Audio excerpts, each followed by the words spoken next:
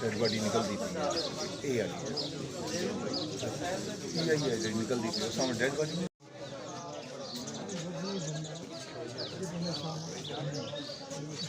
बड़ी मुश्किल है हिम्मत है यार